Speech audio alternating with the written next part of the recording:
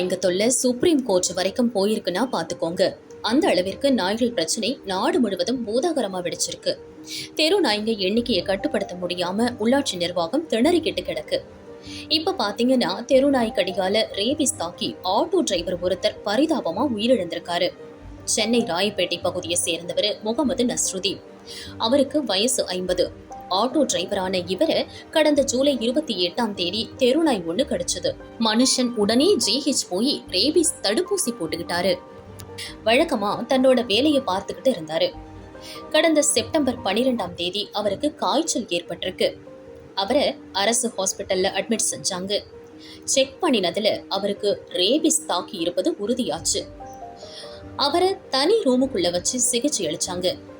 அவரால சாப்பிடவோ தண்ணி குடிக்கவோ முடியாம சிரமம் அடைஞ்சாரு.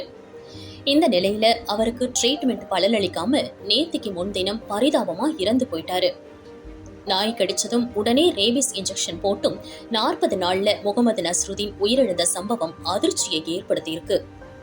அப்ப ரேபிஸ் தடுப்பூசி வேஸ்டான்னு கேள்வி எழுந்திருக்கு.